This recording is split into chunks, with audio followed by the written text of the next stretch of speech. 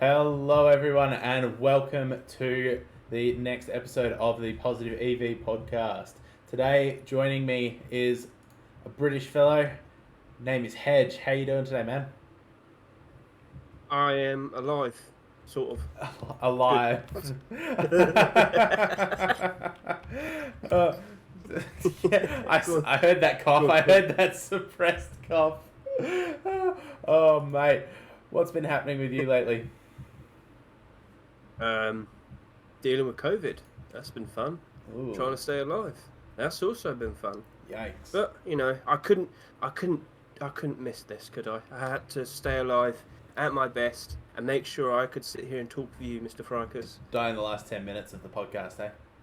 That's when you'll keel over. Save it for then. You gotta save the main event to the very end.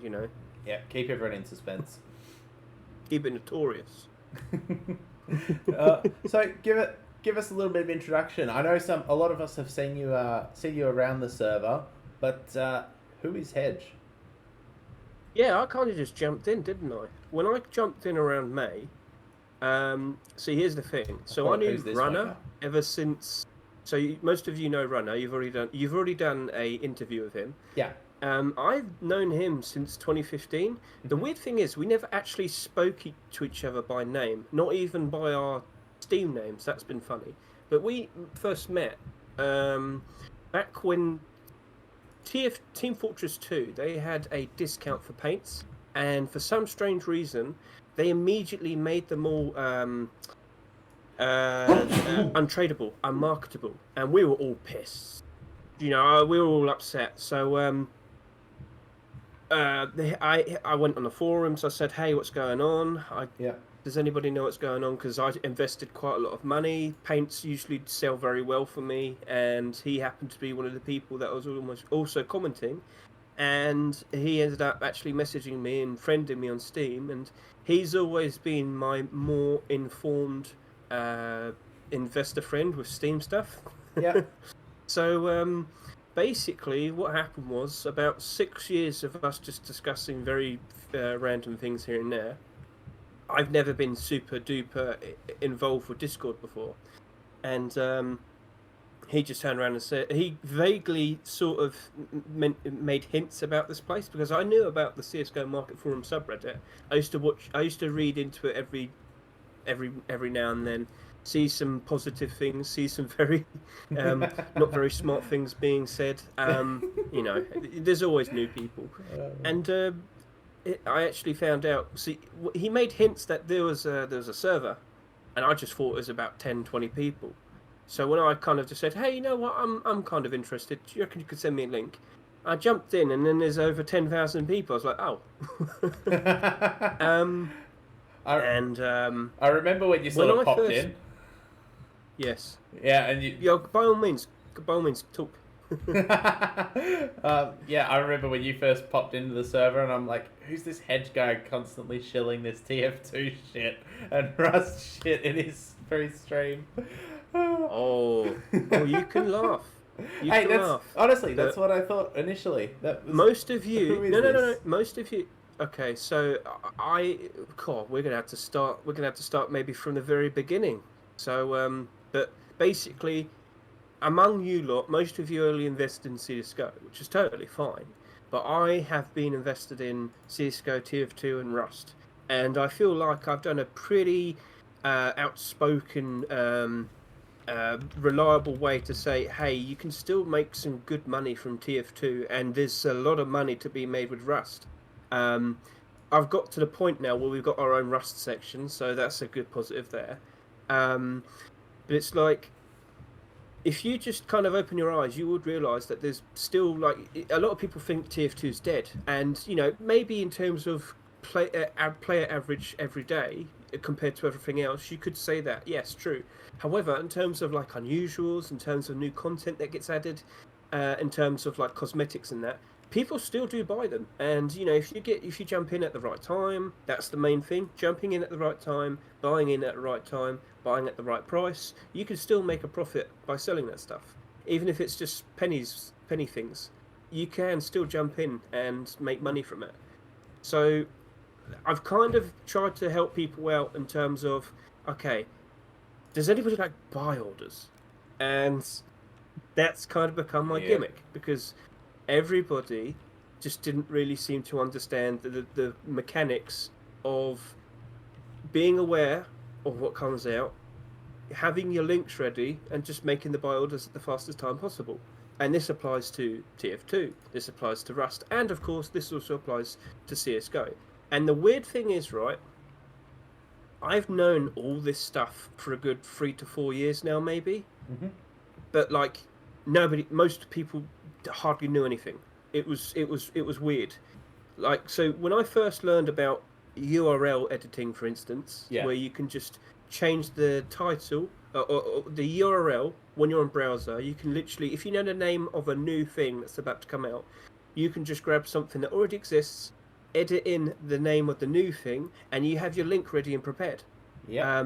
So as long as if you follow the rules for what it is, like with skins and CSGO, you've got to make sure it has like the correct terminology. You have to make sure it has the correct alphabet in terms of like things have to be capitalized. So I know this for TF2, Rust, and CSGO, and that's definitely helped me out a lot, because that's about buy orders again. Like, if you know the name of something, you can jump in at the right time and make a good buy order. You need an example? Think of every new CSGO case.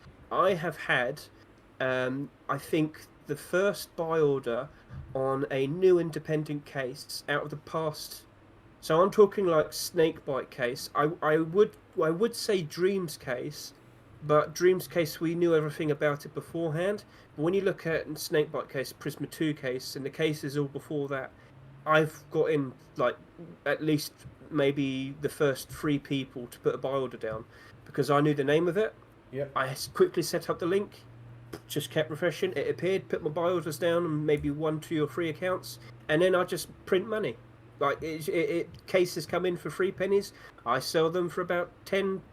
You know, goes on for about a month. I've made a ton of funds. So, you know, the knowledge I've learned. The competition's getting out. I'm trying to tell other people. Oh, buddy, even then people can't catch up. Everybody knew everything about the Dreams case, and still, for a good while, I did have that $1, €1 region, which is the best one. So, you know, I've learned things from experience, and you know, the best thing you can do for other people is teach people about it. I think because it's working for me. I think that something that's important to mention as well is this is done without bots. There's no botting involved in what Hedge does, in what I do for buy orders, in what most people do for buy orders. There's just, when you get something dropped, when you get a new case, new operation dropped, and you've got all these skins or stickers that are all of a sudden tradable and marketable, not tradable but marketable. There are so many names and conditions, you can't bot all of them and have enough balance for all of them. So, like, I've kind of always cut it down to 3 things: knowledge, strategy, and preparation. I chill my YouTube if I'm allowed, but that pretty much goes over everything I know in terms of buy orders and stuff. Mate, feel free. Sorry. You can chill. Sorry about that. That's alright. Don't catch COVID, people. I'll just quickly mention, Ozone asks this URL editing thing. So, for example, Ozone, this is the Operation Riptide case URL. You can change what that last part of the URL is and get another case, for example, or any other item. You can literally in your browser, you can literally just change it to Phoenix, from Operation Riptide case to Operation Phoenix case. Keep everything else the same. You'll get Phoenix isn't right. It might be Breakout. There's a few that are. There's a few called Operation and then the name of the operation. So in this instance with the Riptide case, we got all the details about Riptide before it released. We had about 50 minutes. I know this because I've recorded myself. We had about 50 minutes where we got to see all the case, the agents, the stickers, and all of the new skins. So in that instance, loads of people prepared themselves. We've had a couple people in the server that managed to get the Desert Hydras on buy order for very cheap, which is good. I applaud you. What was that? I probably won't mention the names because they don't want to be found out, but they figured that out, and now they've just earned themselves about $1,000 each. So Yeah. it's There's- and should I answer questions now, or should I just leave it to the end? Well, we can leave it to the end. That's okay. Okay, that works. Yeah. So, oh, look at that handsome Should face. Should I? Yeah. I mean, with my face, my editor, he said we could have some fun with these thumbnails, and I'm like, but I'm more of an educational guy. Do you really think I should? He's like, yeah, we should. I was like, oh, okay then. So, all right, okay, I'll do the pog face. Let's just make everybody happy. So, yeah. Oh, that's meant to be there's the pog face. Yeah, he told me to do the pog face. So, Ah. yeah. But I feel like you probably want me to talk from the very beginning about how I actually got all started with everything. Should I sort of go with that route? Yeah, give us a story. So how did you start out investing and figuring this all out? Well, Fry, you being an older gentleman, me being an older gentleman, do you remember a website called Mini? Don't start. All right. Do you remember a website called Miniclip? Oh, mate, best place for games. Best place in, Okay. in primary Okay. school. Actually, do you know what? Just to kind of flex, I'm so old. I remember when Funny Junk had a orange background, and Oh. all the links to everything were to the left and the right. Are you that old? Yes. Are you that old? I'm I'm old enough.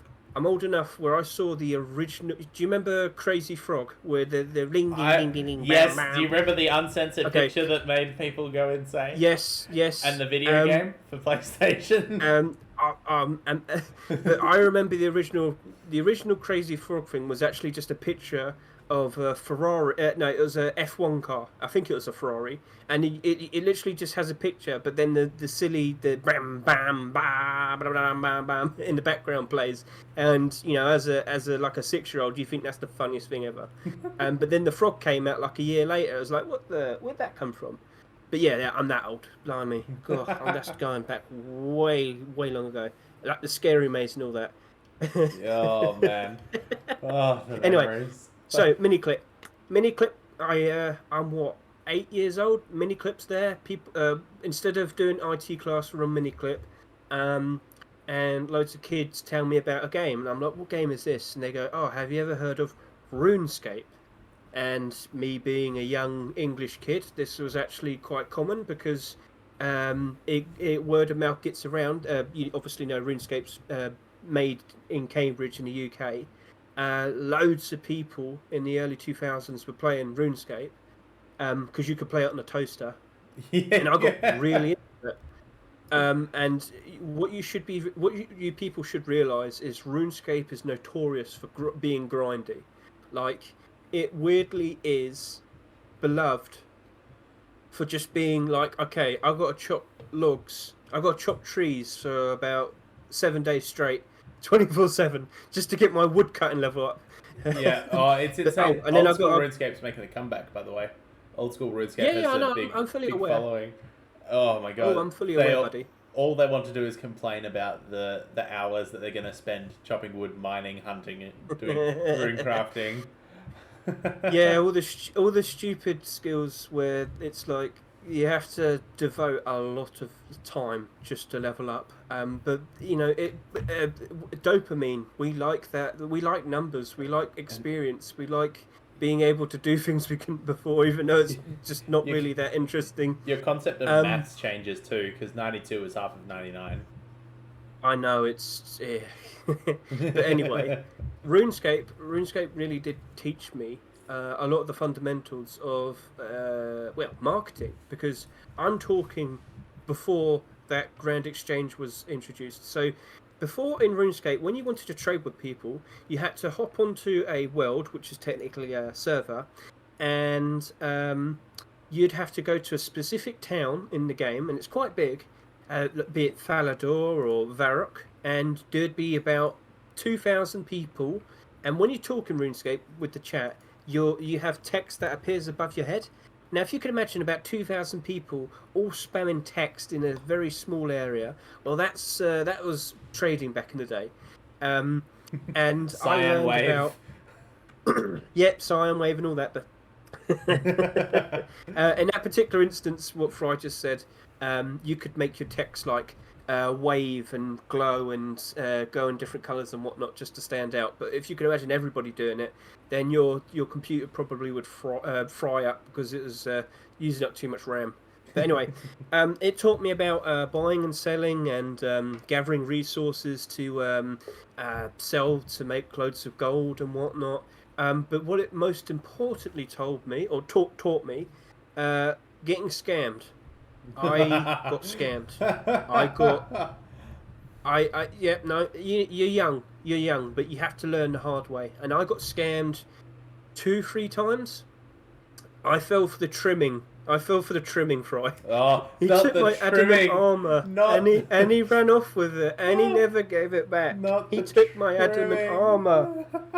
So I saved up for a long time. I've got full adamant armor. I was very proud of myself. And then one guy turns up and says, "Hey, have you ever seen those people that have that very cool looking armor? If you trade over all your armor to me, right, I will I'll trim it for you for free. I've got a high enough crafting level." And I was like, "Oh wow, this is too good to be, this is amazing. I can finally look really cool." Too good to be so true, I gave it hey? to him, and he yeah. And I gave it all to him in a trade for nothing, and he ran off with it. He logged off, and I was like, "Hey, can I have my armor? Hello?" Blocked. And unfortunately, yeah, he's gone, and yeah, that happened. That's unfortunate. And I also fell for like, hey, if we go to the very end of the wilderness, there's something very rare that we could get. And I was like, oh boy, I could get some money. Oh, and man, you they got took me all murdered. the way over there. You got brutally murdered. See, but for Mithril, that's the silly thing. They killed me for like a few thousand gold pieces. just for context, a few thousand gold pieces could be made in like a minute or two. So yeah, they just did it to be cruel. That's how that game was. But I learned. I understood things. I understood how I could gather resources, I could make money. I could buy things in one world, hop over to a different world and sell it for more. I figured out how to make money. I figured out how to become a merchant. So playing that game for about 2 years really had a good impact on me in terms of like being able to spin and make money like in my head. Like I understood how to get involved with something and then grind out to make more money. So at one point I had full rune armor, gold trimmed, and if you're free to play, to have done all of that in free to play back then, so I'm talking 15 years ago, I felt accomplished. That was like 2 mil maybe. I can't fully remember, but you get the idea. I grinded it out, traded a lot, and I looked very good. And then I thought, no, I hate trimmed. I hate gold trimmed. I want Zamorak. And then I got it. And I was like, no, I hate this. I want Guthix. So I kept changing my trims. So, but that was what kept me going. I kept wanting to get the nice thing, and I kept trading and grinding for it, and that's how I got there. Yep. But eventually, I realised this game is doing more harm than good for me. I need to stop playing it. I need to get away from it, and I did. I eventually stopped playing around 2007. But there was a good 3 years where Hedge just played Call of Duty and yelled at people across the world with his friends. He was a teenager. It was all right. You spent years playing Call of Duty and you still can't aim. Oh, thank you very much, sir. But back, whatever. I'm a trader. So basically, what eventually happened was, see, I used to always play FIFA as well. Of course, I'm a European. We always play FIFA. So every FIFA, year. FIFA introduced a thing called Ultimate Team. Mm-hmm. Ultimate Team is basically just a in-game economy where you get for Americans it's soccer, but for everybody else it's football players. So it's soccer when here you're too, younger, mate. I know, but whatever. If you ever were younger and it had sticker, like stickers or cards that you collect for footballers. Yeah. Basically, that game kind of mixes actual FIFA, so the gameplay of FIFA, some sort of management where you got to sort of control who's in your squad and whatnot. So it's like fantasy football, but then it's also collecting cards. Now, I think EA found that magical sweet spot because a lot of people don't care about the gambling influences of card games. Yeah. So, like you've played Magic, haven't you? I'm big into my Magic. I've got a good little empire technically going. speaking, like buying out packs and the pay-to-win nature of competitive card trading games, they got away with it because they realised, well, damn, we're a games company, not a TCG company. We can turn this into a huge monetization model. Doesn't sound like EA at all. When you, oh mate, and this is in 2009. So practically over the years, they've kind of perfected it to a point where they're making about $1 billion every year just by Ultimate Team. They don't even bother with their main game anymore. It's all devoted to Ultimate Team. So anyway, it's 2010. I'm a bit older, but playing this Ultimate Team game, I got very addicted. But me being who I was, I didn't want to spend any actual real money. I figured out how to grind the game. So if you've ever played Ultimate Team, people, I just want to be 100% honest, all right? You might call me out for lying, but this is 100% the truth. I, back then, figured out the bronze pack method. Now, a lot of you probably might not know what this was, but you can buy 3 types of packs in Ultimate Team. There's the gold packs, which would give you the very best players. There's the silver packs, which could give you the worst players. There's the okay players, the best players. But then the bronze packs were the cheapest and would give you the worst stuff. However, I realised if you kept buying the premium bronze packs, you'd get things like injury heals and squad fitnesses, where when the pack costs like 750 coins, on average, just by keep opening these packs, I would earn probably about 1,000 coins back. Most of the time, where if I kept playing the game, opening these packs, I would gradually gain money. So I would grind out the game and never spend an actual penny. So I figured out you could buy out certain players that were always being used. So I remember buying Alessandro Nesta from AC Milan. He's a centre back. He was probably one of the best Serie A centre backs. So I'd buy him for about 800 coins and then sell them for about 2,000 coins. I used the knowledge I learned from RuneScape, being a trader, and I applied it to a completely different game, FIFA. So I actually got quite involved with the forums back then. Oh God, I really do hope they've been destroyed, those forums. I believe you can find the websites again. Oh God. Anyway, so we're with Ultimate Team, to keep things fresh, they have informed players. So in real life, if these players were playing very well, they'd get an improved card. Now, there were many fluctuations for like improved cards. Some of them were like when a player gets transferred, just to keep people happy, they'd actually boost the card for when they got transferred, transfer boost or whatever. And I actually. I was speaking to the community manager. His name was Christophe Lebrun. He was, I think he was a French guy. He was French or he was Canadian French. And I remember him supporting FC Metz. But I was invested in a particular team, a silver team, Brazilian Silvers. I called them Brass Silvers. So this is another thing people probably wouldn't believe from me.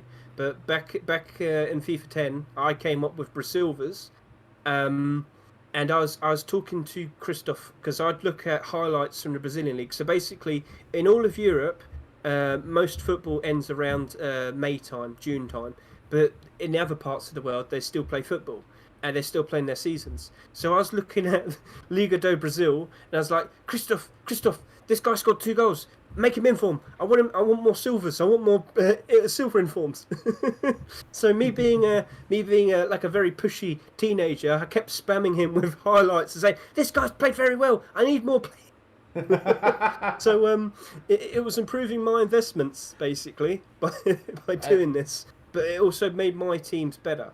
Yeah. But then the next year, FIFA 11, they made Brazilian Silvers an actual really interesting team, and that's where it really took off. But the problem was, people wouldn't realise who came up with this first. But I definitely know on those forums I was talking about the bronze pack method and Brazilian Silvers way back then. But people probably wouldn't realise. Wouldn't realise what I'm talking about, because I don't think many people here play FIFA and didn't play Ultimate Team, at least back then. But you understand how I took from what I learned from RuneScape and MMO and applied it to a sports game. But the way the sports game was put together, it was an in-game economy. So in-game economies are something that I've personally studied. So I stopped playing FIFA because I realised I was at university and I was doing a games course, and all I was doing was playing COD and FIFA. And it just dawned on me in my first year that I can't really get a good job in the games industry if all I do is play these 2 games. So I stopped playing on my Xbox, sold my Xbox, bought a PC, and I moved on to PC games, Steam. Now I started to play a whole bunch of indies. I played Skyrim on PC for the first time ever. It was amazing. This is back in 2013. And eventually I started to play TF2. I always knew of Team Fortress 2, but if you've seen the intro videos for all the characters, very funny. Well done, Valve, in that regard. Guess but what? I haven't played TF2. I've never touched it. Oh wow, you should try it at least. It's a very fun first-person shooter experience. But what it introduced me to was the economy of Team Fortress 2, and as a whole, the economy of Steam. So I played TF2, very much enjoyed it. But hats, Frikers, hats. Oh my god, those hats. We want those hats. So I understood how it all worked. You could play the game for a while and you'd get item drops. Items being weapons that you can use for all the characters. It wasn't pay to win, because you could get these all for free. And all these different types of weapons could change how you play as your character, which was very interesting. I really liked this. But you could smelt these weapons into metal, combine this metal, and then you could use this metal to trade for things. You could also use this metal to make hats. So once I started to properly learn how this all worked, I used to play TF2 on 3 different accounts, because I really like playing TF2 and I really wanted to get all these drops. And eventually I figured out a way to make money, and that was I would go to trade servers in TF2. I would trade a Manco key. So a Manco key cost back then about $2.50. I think they still do. And I'd trade it all for metal. I'd turn the metal all into scrap, and I'd go around in TF2 trade servers, and I would offer scrap for Steam cards. And here's the thing. Pretty much every single person in those trade servers never realised that a scrap was equal to around maybe 1 penny. However, a Steam card was worth about 3 pennies when you sell it after tax. Do you get what happened here? Yeah. I was going up to so many people, and I'd trade about maybe 50 scrap, get about 50 different cards. Some people just didn't care. I got gifted Half-Life 2 because the guy didn't know what we was doing. He just gave it to me. I was like, oh cool, I'll take that. And then I accepted the game. Do you remember when you could trade games to people? I don't think you can do it anymore. Yeah. So he gave that to me because he didn't. Others, but you can't trade the games after you've. Yeah. You used to be able to trade them. They were like an item back then. So he gave that to me, and I accepted the game, and then I idled the game to just get free cards so I could sell them. So I kept doing this grind. So this is just before GTA 5 came out on PC.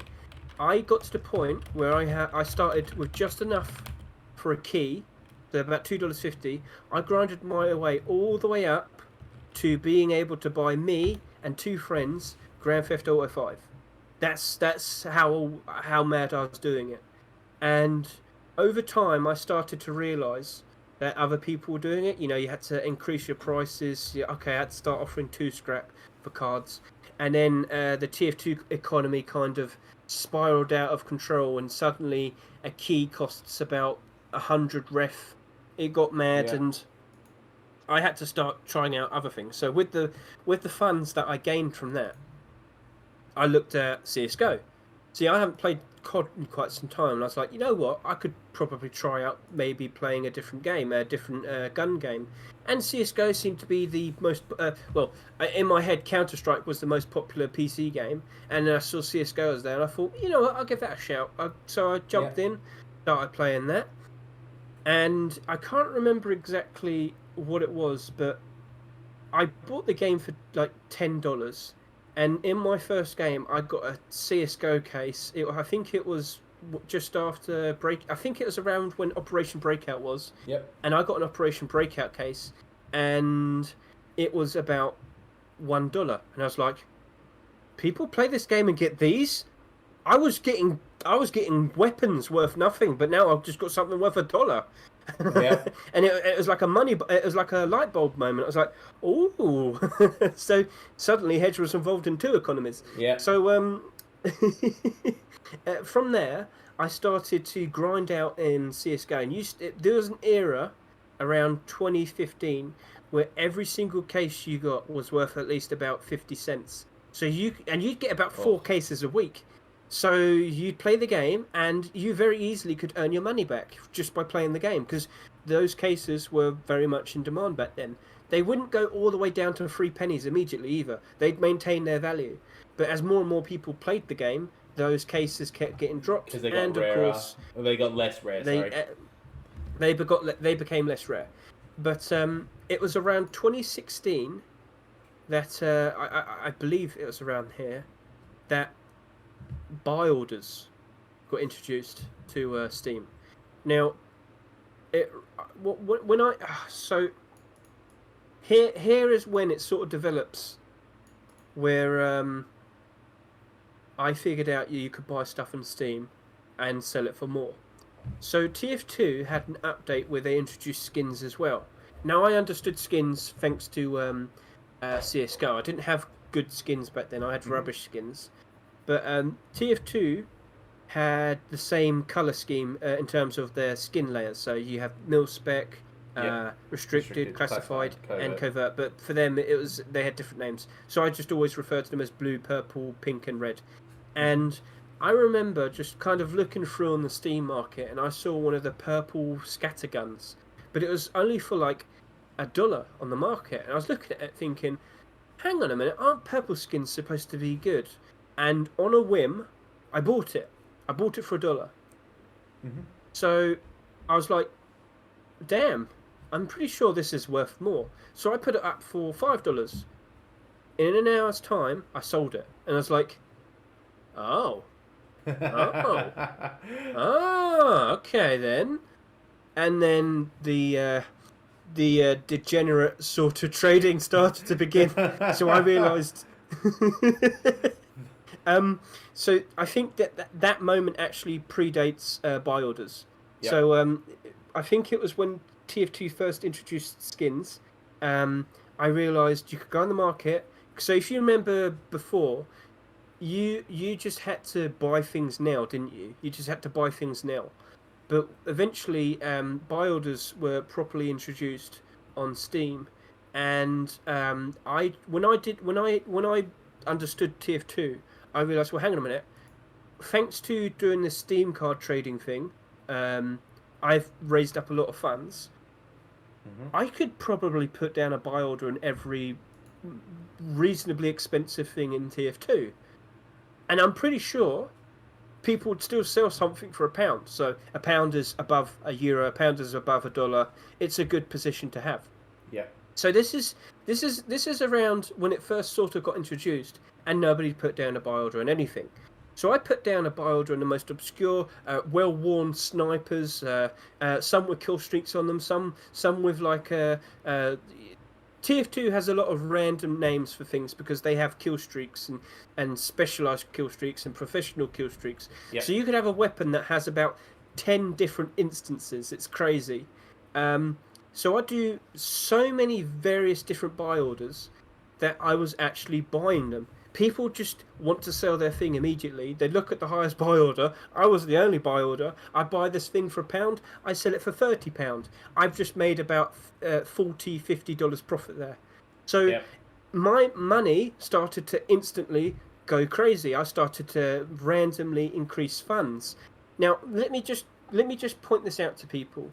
When people see my current modern day inventory, you got to realize I haven't actually put a real penny into Steam since 2015. All this was grinded out.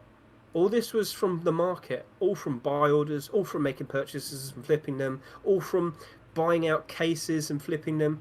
I haven't put a real penny into Steam for about 6-7 years now. I've played a lot of games. I bought a lot of games, played a lot of games. I've bought tons of many various different things, but no, haven't put a real penny into it. So, well, I've had to make some new accounts. That's happened. But everything I've done has come from buying and selling. Yep. So, TF2 proved to be very successful with the buy orders. And then I realised, well, hang on a minute. I could do this for CSGO. And wouldn't you believe it? I did. So I remember distinctly, do you remember the MLG tournament? Vaguely. One of the American ones. It was 2016, correct? Yeah, 2016, Columbus. And I looked at it, and I had the intuition to realise. I looked at those MLG stickers, and I realised, yeah, people are always going to want to have an MLG sticker. So I did a buy order, and I put down for a ton of them, the foils, the hollows, the papers, all of them. But then I realised, so hang on a minute, I could do buy orders for various different things, such as the foils, the papers. So I was like, Yep. I put a buy order down for the papers, like 5 pennies cheaper than what they were selling for in store, in game. And lo and behold, it worked. I bought a bunch of them. I was like, oh wow. See, I didn't buy them immediately, but I bought them as time went on. I actually forgot about the orders, but then I realised, well, hang on a minute, you can get things for cheaper, and people don't care. They probably did, but oh well. So I started to build up a good sense of how things worked gradually as time went on. So my funds went from about £50 to about a few £100 to me spreading my items across my different accounts, and then each account having a few £100. And eventually it got to the point where I realised about being first to a buy order, and this happens all thanks to Rust and Runner. So all I'm hearing is Rust, big thanks to Roadrunner. Yes, so Rust is different compared to TF2 and CSGO. Rust gets new skins every single week, and for some people you probably can't grasp it, but this is actually very, very lucrative to jump into, because there's always new things to jump in, put a buy order down, get it for cheap and sell it for more in the future. But what happened was, Rust likes to do seasonal holiday events, and they like to introduce new things. And during this time, I believe it was December 2016, 2017, I don't fully remember, but basically they introduced the snowman item in Rust.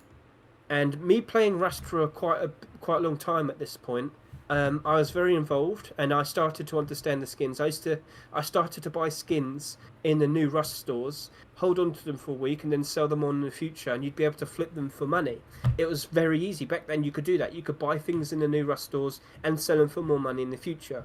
So basically it's Christmas time, and I was talking to Runner, and I said, Runner, you got to get involved with this, bud.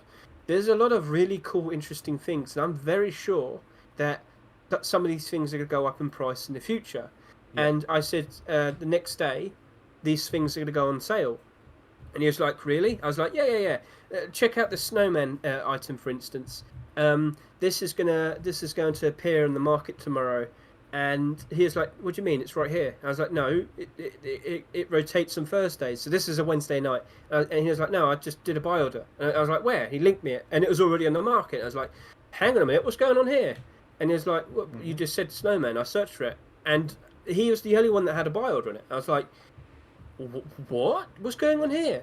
So it turns out, Rust has skins and items that appear earlier than intended, and this is what eventually became what I call abnormals. But what I found out was you could so I edited the URL for one of them and typed in the name for one of the other new items. Lo and behold, it's right there. It exists on the Steam market, and I was confused. I was like, "What's going on?" And yeah, I realised. Well, I did a buy order first, of course. I wasn't going to run and get that one.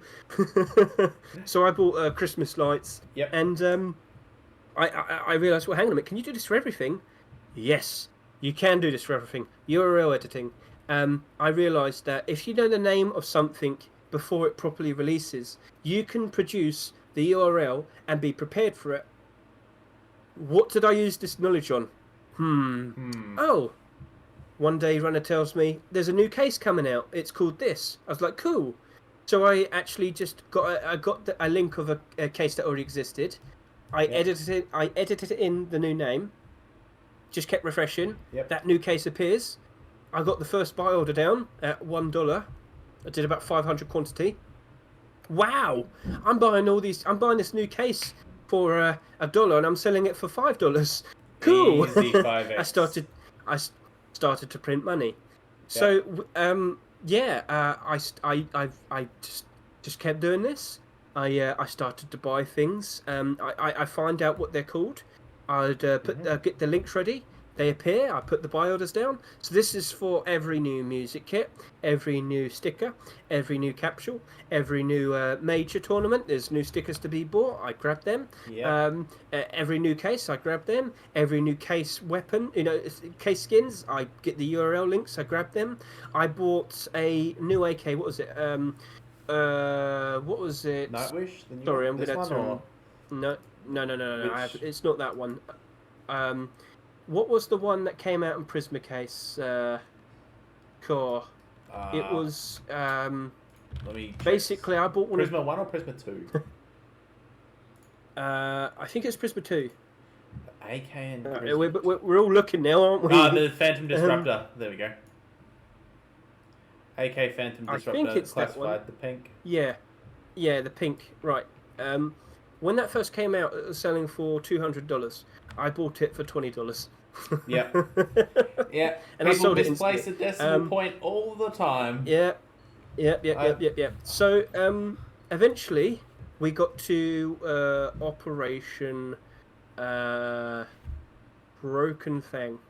Well, there's also Operation Shattered Web, but that was a bit different. So Shattered Web kind of took me by surprise, but I got in.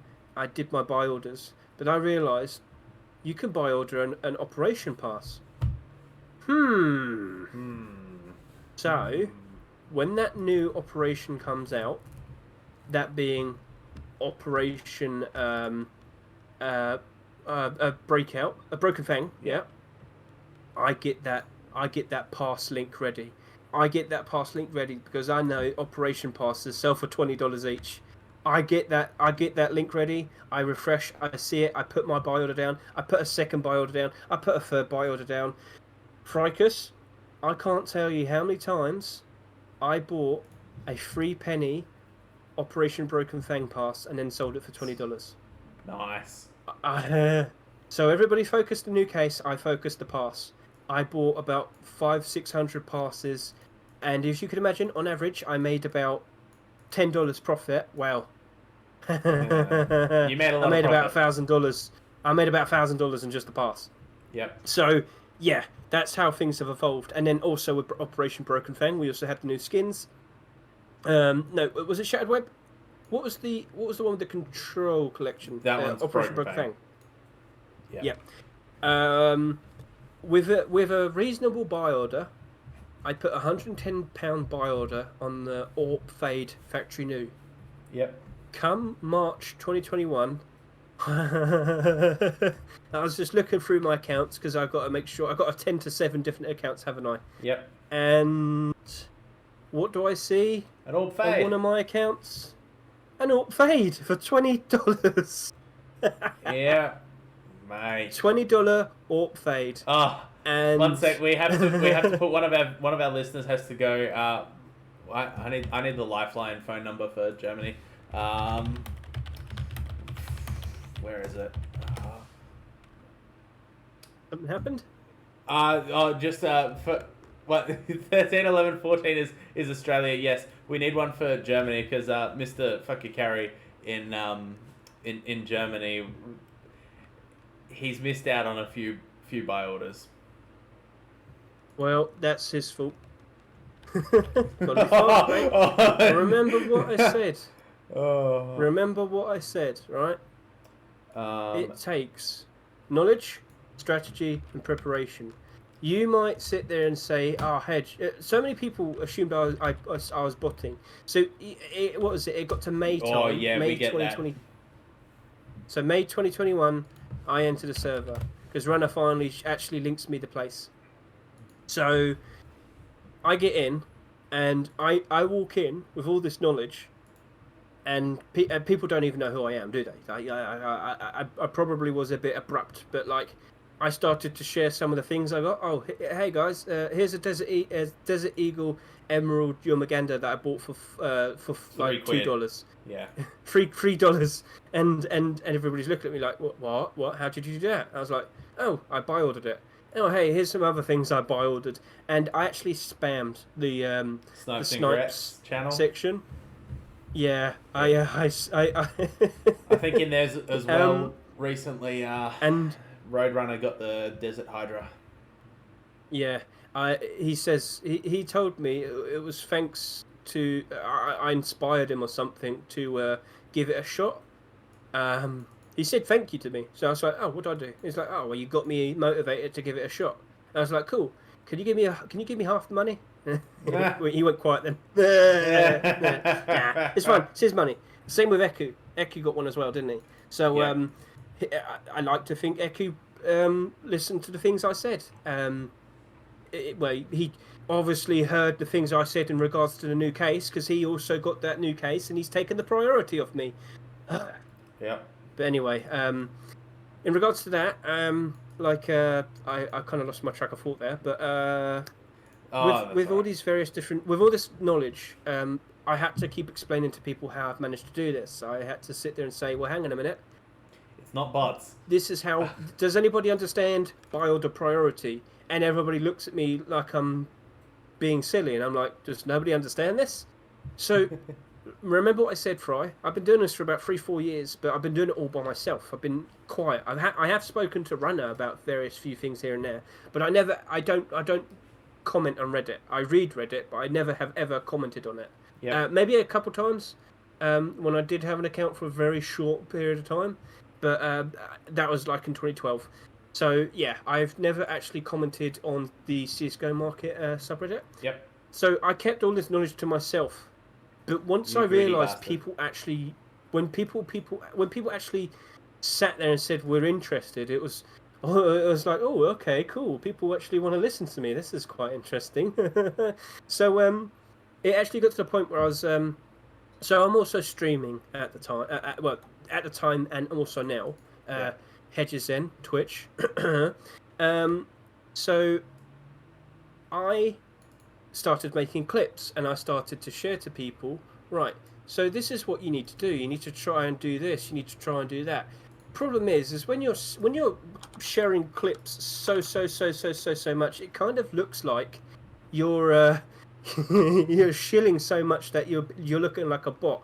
And some of these staff had to go at me, but they kind of realised that I was.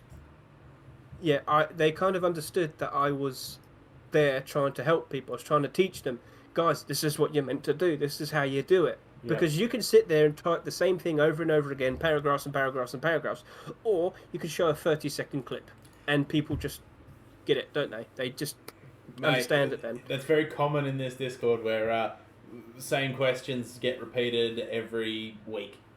You get the Well, same it's like fine, 5 questions. because Videos make I've it made. nice. So it got to the point where I was like, you know what? Fine. I'll stop linking the Twitch. I'll just make a YouTube video. Because then, maybe then, you people will finally learn. You people might finally understand things. So it took maybe 3-4 months. I'm not kidding. This started in August, and it finally came out in December 2021. I started to write up everything I knew about buy orders. And after about 4,000, 5,000 words, it was done. It was complete. And then I had to read it all out with on audio. I had to download Audacity. I had to find an editor. Yep. And lo and behold, we got there. So we got there and got the video out. It was about 30 minutes long, but it teaches you everything. And I like to think it teaches you, and it can give you, it can teach anybody at any level of comprehension. So I had to make sure of my use of language. I had to make sure everything I said was correct. I actually got some things wrong. I had to remove them. Like I assumed that you could only buy order with per the amount of space you had available in your inventory. That's wrong. You can buy order whatever you want, but if your inventory reaches its maximum, then you won't be. Then your buy order will disappear afterwards if you try and make a new one. So yeah, if you have a full inventory, you're not going to be able to make a buy order. But if you have like only 2 spaces left and you do a buy order of 1,000, it will still accept that. It's just you better make sure you get some space soon, otherwise if you fill it up, your buy order is going to disappear. So yeah, I had to teach people about that. And now I've started to make videos in regards to Rust, because Rust is like the black sheep economy to many people. Lots of people just don't seem to understand. But to give you a good insight, every year, because I've learned of like the ins and outs of each economy. I've learned about how things work in terms of when's the best time to sell certain things and whatnot. So just to give you a good, nice little sort of heads up, during this most recent Christmas, I spent, what is it? How much did I spend? I'm just going to give you the link to verify everything. I spent $14,000 during Christmas 2021 to January 2022. And why did I spend all this money? Because I needed to sell my Rust stuff. Yep. So I had 23,000 Rust skins and items, and I sold all the way down to 11,000. So I sold 12,000 skins. No, well over 10,000 skins. Let's put it that way. Yep. And to be able to keep selling all of this, I had to keep buying things. So I bought loads of CS:GO stuff. Why did I buy CS:GO stuff? CS:GO is the strongest and most reliable economy on Steam. So, you know, I invested into very expensive things, valuable things that are very likely going to go up in price in the future, most likely during the summer. So invested in those rarer capsules and whatnot. So with this economy, with this Rust economy, I've managed to be very successful. And I'm feeling rather unchallenged. See, all of you talk about CS:GO all day, yet I'm secretly in the background, in the shadows, making my profits with my Rust stuff. You filthy investor. Yes. So, you know, you gotta expand your horizons, is what I'm saying to many, many different people.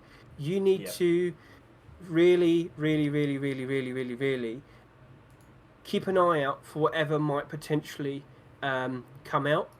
Because you never know what might be the next new thing. We've had H1Z1 that had a very nice rise, and then it went down. Then we had Player Unknown that had a very nice rise, and then it went down because of the change. Oh, unfortunately on that one.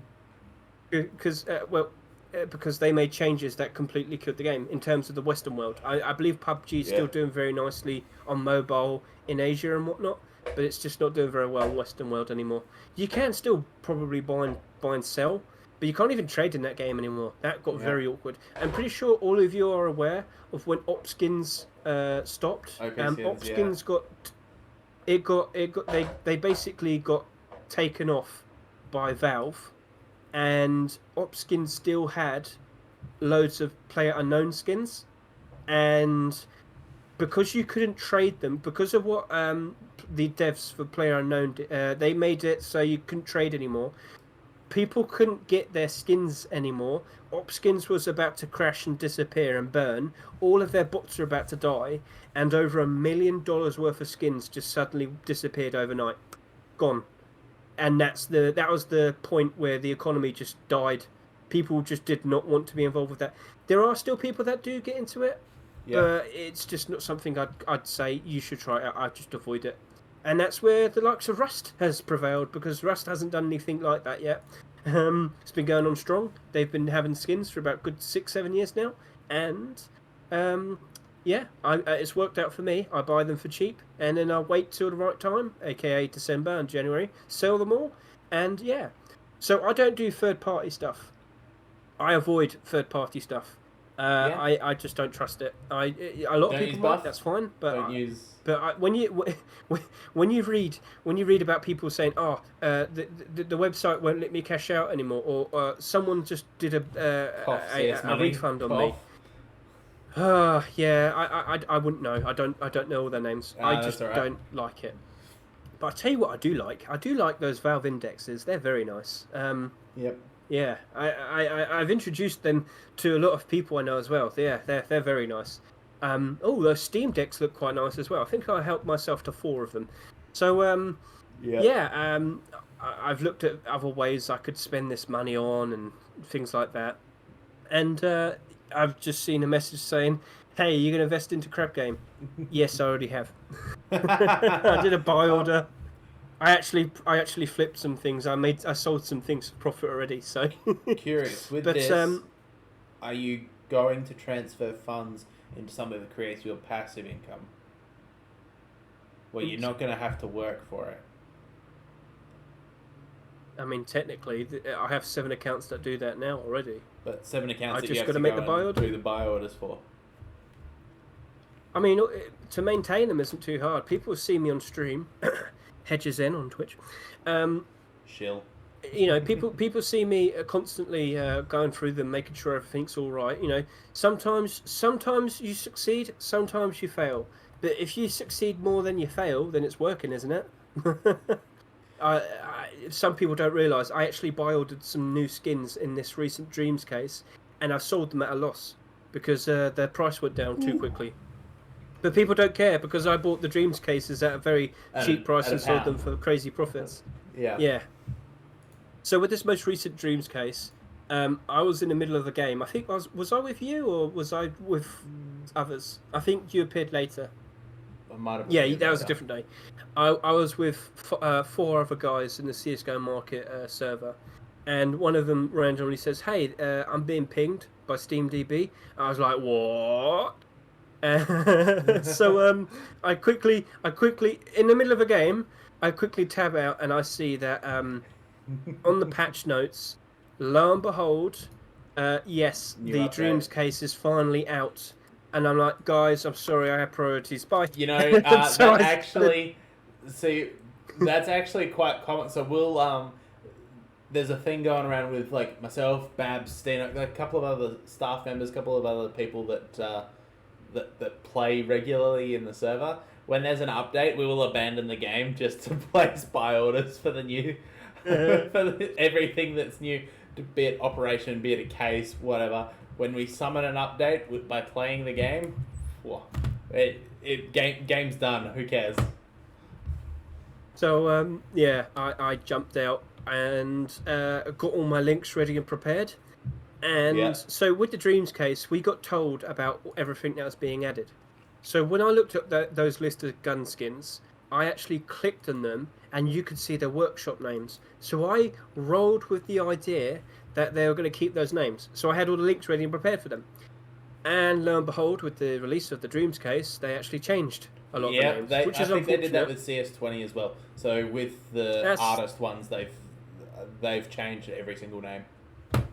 Which isn't bad. I mean, I expected it because some of the terminology used in that for those weapon names, they had like lowercase words and stuff. Yep. You can't have that with Valve stuff. They don't like that. No. If you understand how they like to you do their URLs, then you would have seen that straight away. They're very I understood picky. it, but I kept it just in case. You know, worst case scenario, you find the new name of the thing and you just edit it again. And I did that for several things. I just edited it again, and there you are. I've got the factory new links ready and available.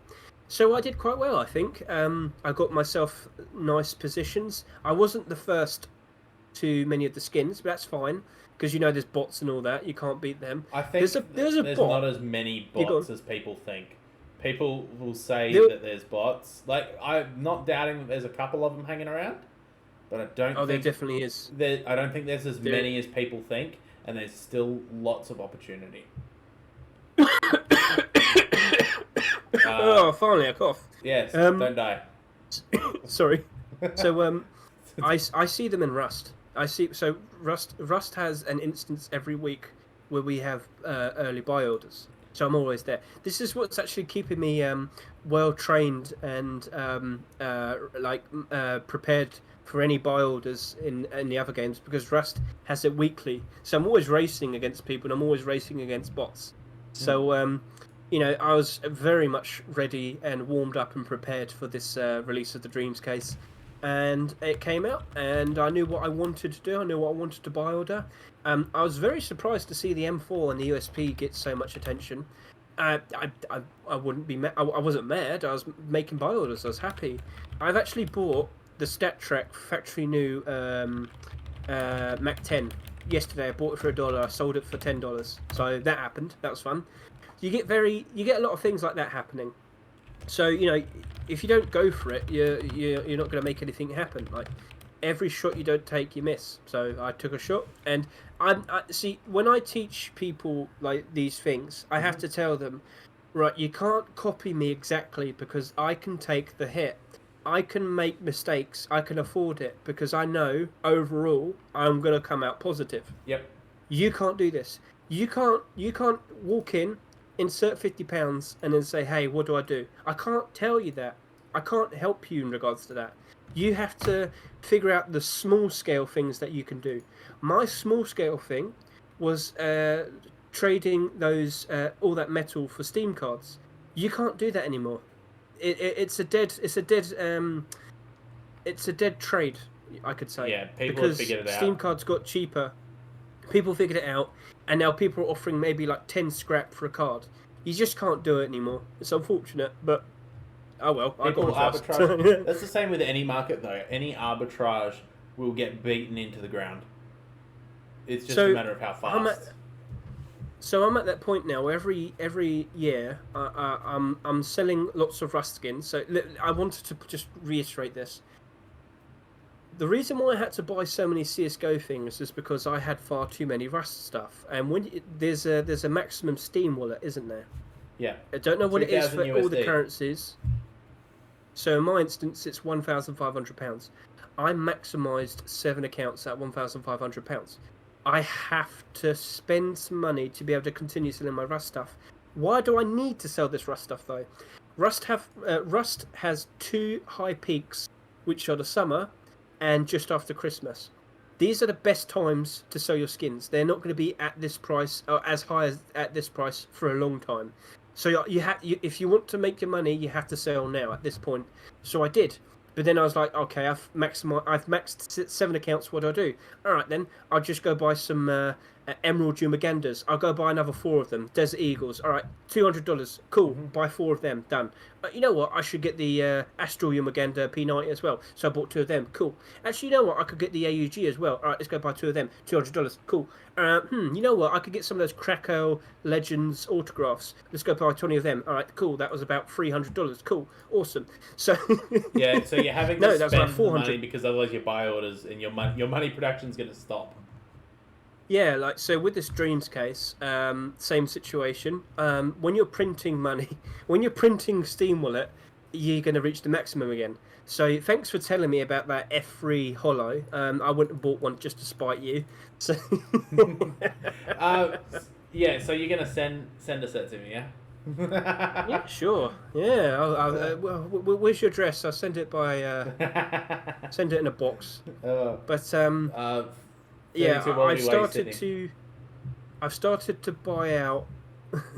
Nice reference. I started to buy out more expensive CS:GO things, but my problem is I've got tons of cases in storage.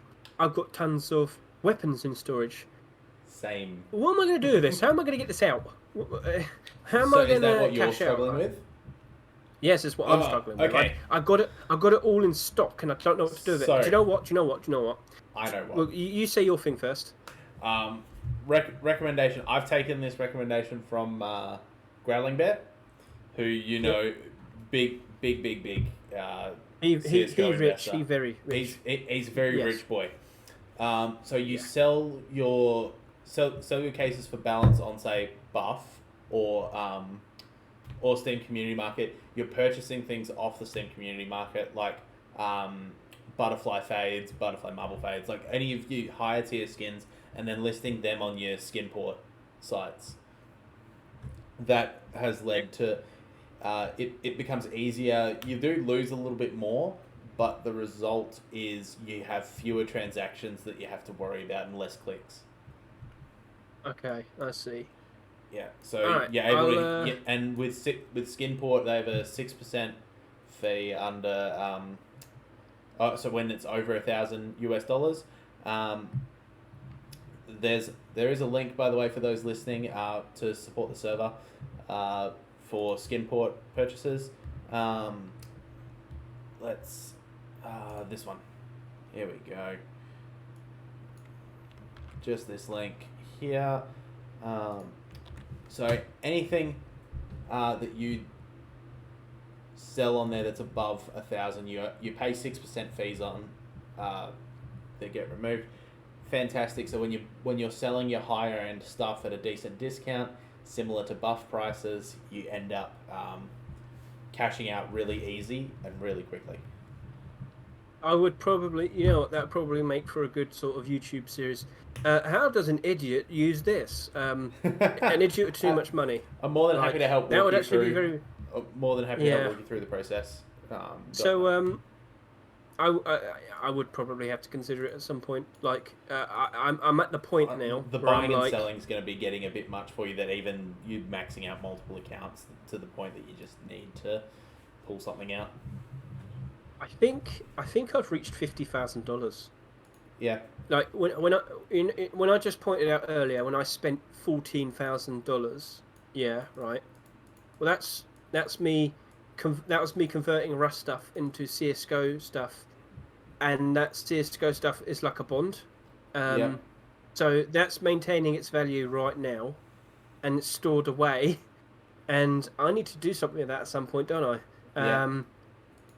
So, but there's other things like, okay, let's track back to TF2. So, with cases and with the likes of TF2, there's routines, I like to call them. Every year, in this case for TF2, there's Halloween, and Halloween has a very special event in which cases suddenly become madly in demand, because they have a special period of time where when they introduce these new unusual effects for hats, every single case will only get these new effects, but these new effects will only be available for 1 month. And when there's very good effects being introduced, the demand for these cases goes crazy and the price goes insane. It spikes. Yeah. So there was an instance where I bought. We had a mini operation in TF2, the invasion update, and they released quarantine and confidential cases, and they were selling for 3 pennies each, right? Yeah. Well, over time, 6 years, I kept my confidential cases. I bought them for 3 pennies each. I had 500 of them, and I thought, you know what? I reckon I should sell mine now. Pricus. Yeah. They were $4 each. Ye- holding on to them for that long. I sold them Mate, all for $4 each. That's the side of the coin that I'm playing most for the majority. So I'm playing the buy it cheap, hold it for a few years, sell for fucking insane amounts of money. Like Stockholm, I've got buy orders sitting there, but I've purchased them at what 22 cents Australian or something like that, 26 cents Australian when they're in the store for 35 cents, and I've got over a storage unit's worth of worth of things. If they go hell, $5 for a Stockholm capsule for borderless stickers, borderless team stickers. Yep. That's $5,000 just to sit and hold and do nothing, and I don't have to look at it. So one tangent that I wanted to kind of go around on this now Yep. is so I mentioned I went to university and I did a games course, but what I got interested in is the psychological aspects, and one of the best things I ever wrote was behaviorism, in-game economies, and the Steam community market. Yep. I did an in-depth look in regards to how Steam keeps us all active, how it keeps us interested, invested, intrinsic and extrinsic influences and whatnot. So we've sat here and talked about skins and all that. We are super duper invested in the extrinsic part of Steam. This is how Steam is never gonna. Epic Games topple this? No, it can't. Epic Games needs to develop economies like Steam has. Otherwise, it's never going to stop it. People are too invested in this side of things, in this economy of Steam. It's like people over the years have been very worried about, oh no, is Steam going to lose its position? No, it can't. It won't. Far too many people are invested in this. It's like, why won't TF2 die? Because people are still too invested in its economy. That's where people will still still feel the need to play it. So here's the thing: a load of people are still to this day sit here and say, "Do you reckon CS:GO will die?" No, I don't. I feel like it's going to go on for a very long time. It would have to be. I feel like Valve would have to be forced to change or remove CS:GO for anything to finally happen. Because why change? Look how invested we are. Look how insane. How much money is floating around? Their money machine. Yes, they don't need to do anything. Printing of money is insane. So, like with all these influences, you really do get your head wrapped around like what's going on in my brain that's making me want to keep coming back. So if you're interested, go take a look. It's on what used to be Gamasutra, but I think they changed to GameDeveloper.com now. Behaviorism, in-game economies, and the Steam community market. It's all there. It honestly is the best thing I've ever wrote. Probably the best study I've ever mentioned. But this is back in 2015 when I still only had £300. Yeah. So yeah, it's cool. I mean, I've also got my master's stuff up on there. Yeah, Hedge has a master's. Not a very good one, but. Hey, Growling has his masters too. Cool. So, it's also got a very bad picture of me back when I didn't even have glasses. I was quite chunky there and all. God, I don't like that picture of me. I need to change that. Quite chunky. I'm so sleep deprived. It's cuddly, not chunky. So my masters, I'll quickly talk about it because people were asking. Do people like game tutorials? No. Okay. Why? Why don't you like game tutorials? Tell me. Explain to me. So, one of the things I always wanted to theoretically figure out was, why do people not like being taught how to play a game? Why do people hate having... Why do I feel like I'm sitting here and being babied into the introduction of a new game? Yeah. And I really wanted to figure it out. So I did a study, what do you call it? Qualitative research project, where I went around and asked various people, hey, what do you like about tutorials? What do you hate about tutorials? Why do you hate tutorials? And I had to figure out all the right questions to ask, had to figure out how to make use of the data I receive. And what I really wanted to do was to use everything I learned from this and get involved with a game studio and be a designer and make good use of what I've learned here. Unfortunately, I haven't cracked into getting into a studio job just yet. Yeah. Right now, I'm just a QA. It's not that good. A lot of people might think it's fun. You really have to. So for instance, for 4 months, I did nothing but test a children's learning app every day, 8 hours a day. So it's like you really had to grow some skin and really sort of accept that everything you do isn't going to be super fun. It's but I've done various things. I've done virtual reality QA. I've done QA on the latest consoles at the time, various different platforms, website stuff, simulations. I've learned how to do CPR, for instance. Hey, I do that. So I can't really say what I've done, but I can sit here and say what platforms. All right. So here's one thing.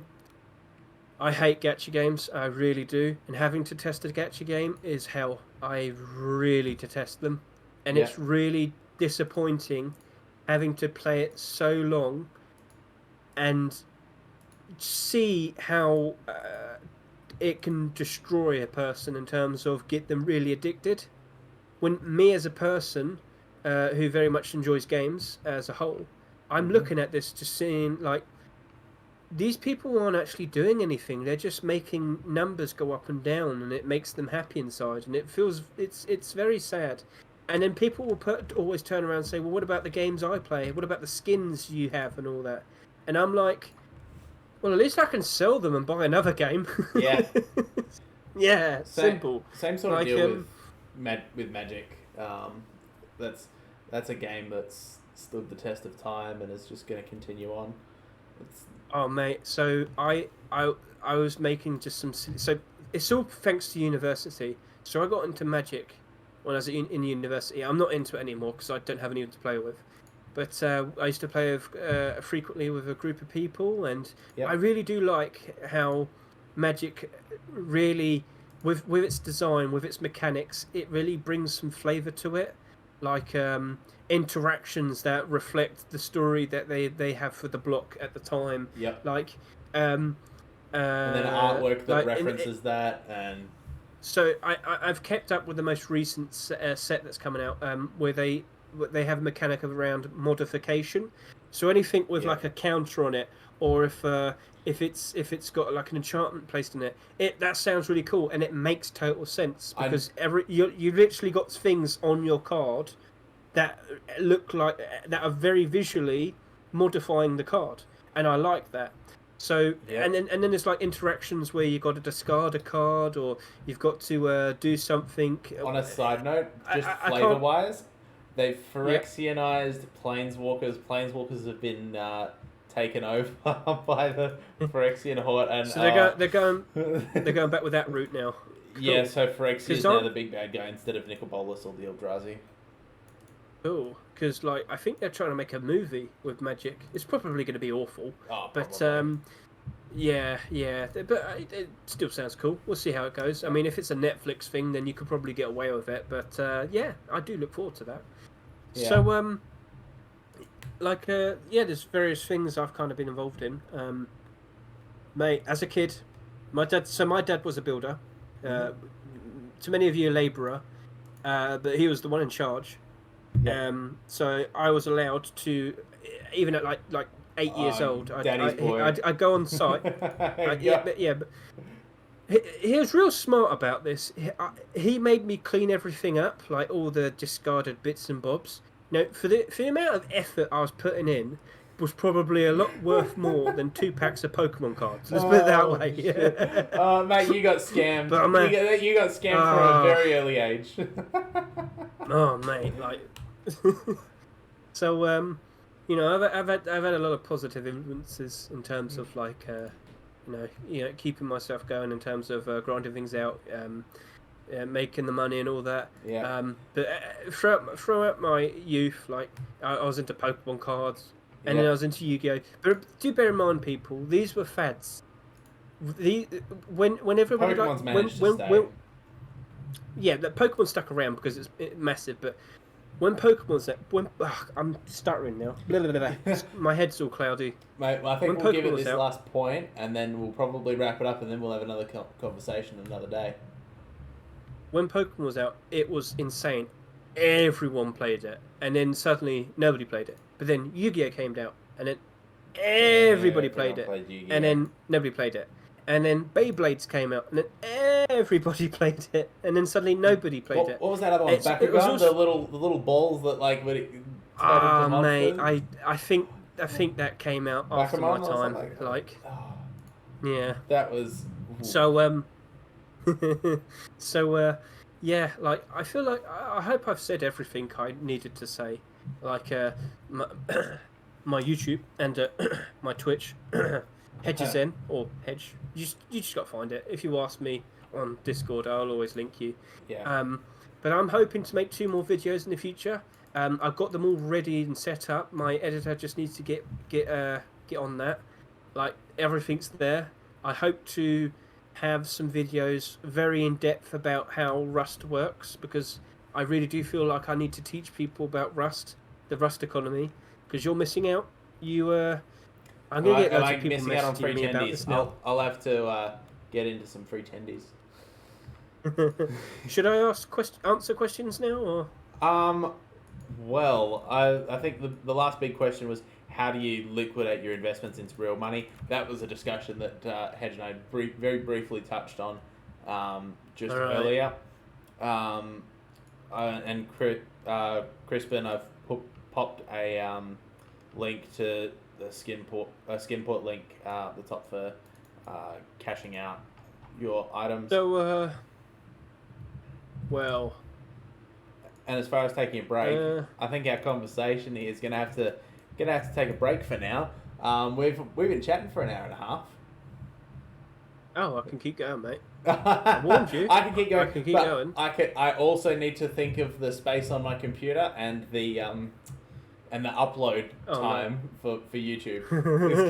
I broke this YouTube. I've got a 90-minute upload to do. I usually do hour-long uploads, so this isn't anything too strenuous. But okay. Do you want us to stop then? I can always answer questions another time. I think we can have another conversation another time. We've had a fantastic little ramble on today about who is Hedge and Hedge's journey. You sound like you're about to die from COVID. I saved it to the end. You saved it to the end. And guys, feel free to ask questions. Don't be shy. Join us. Join us next time for another conversation. Maybe with Hedge. Maybe with someone else that we've seen before. Hedge, please don't die. Oh no, mate! You need to take a break. You need to stop talking. Well, everyone, you all have a fantastic evening. I'm going to make sure that Hedge is okay. Have a good time, and I'll see you all for the next conversation, all right? Cheers, boys.